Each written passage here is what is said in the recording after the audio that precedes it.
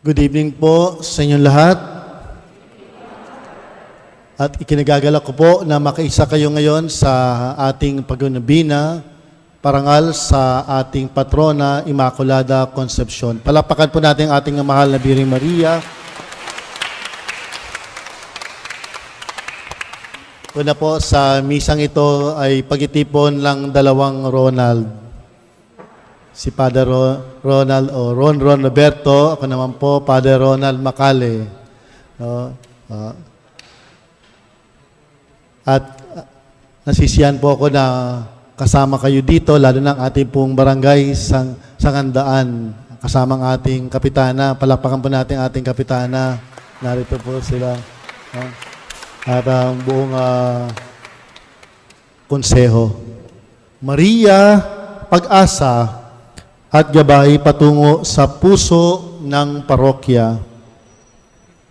Ito po yung ating tema na pagninilayan itong buong nobinaryo at ating pong kapistahan.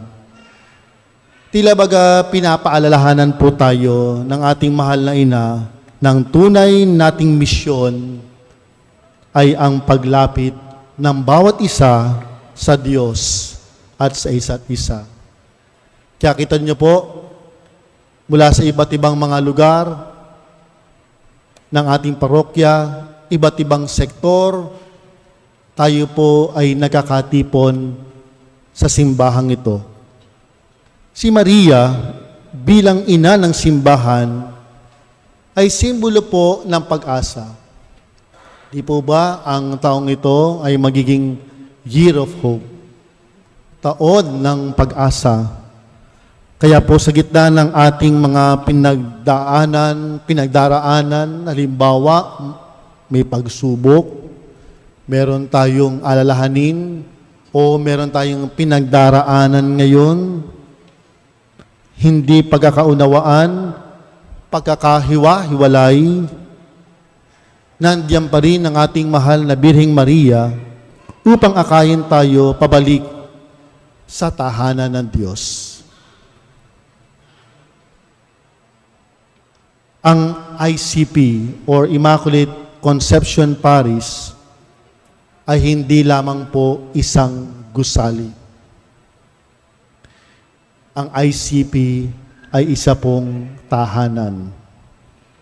At bawat isa sa atin ay may bahagi sa pagpapatibay nito bilang isang lugar ng nagmamahalan, lugar ng nagdadamayan, lugar ng nagbubuklod. Kaya po sa ating parokyang ito, ang plano natin ay hindi lamang tungkol sa pisikal na pagbabago. Importante po yan. Pero hindi lamang yan, kundi tungkol din po sa panibagong simula, renewal. Tulad ni Maria na ang buong puso ang kanyang fiat or opo, yes Lord, sa lahat ng plano ng Diyos para sa kanya. Inaaniyahan din po tayo nagmagbigay ng ating sarili ng opo, ng yes Lord. Tinatawagan tayo na tumugon ng opo para sa pagkakaisa. Opo para sa pagbabalik loob. Opo para sa pananampalataya. Tandaan po natin na mahalaga ang altar ng simbahan, mahalaga ang nasa loob ng tabernakulo, mahalaga ang krusipiho.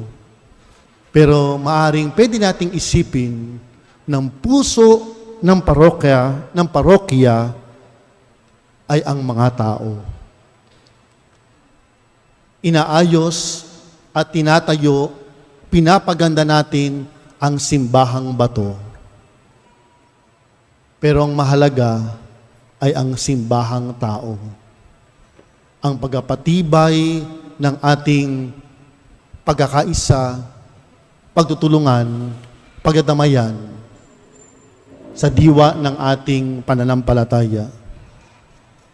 Kahit po sa simpleng mga programa tulad halimbawa ng ating araw-araw na misa o kaya ay ating mga outreach programs o ating pagdalaw sa ating pong mga komunidad o simpleng kamustahan sa isa't isa ay mga hakbang patungo sa muling pagbubuo ng ating sambayanan.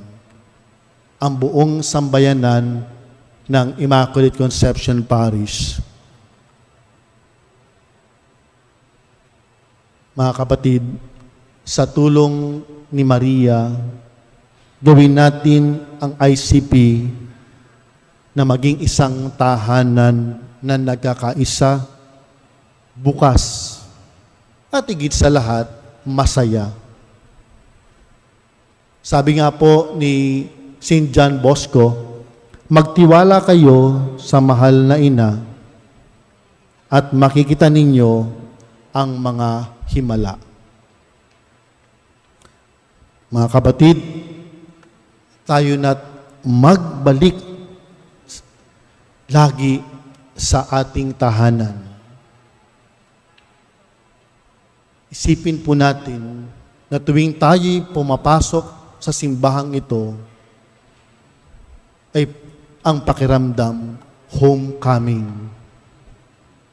Tahanan ng Diyos sa pag-aaruga ng ating mahal na ina dito sa ICP.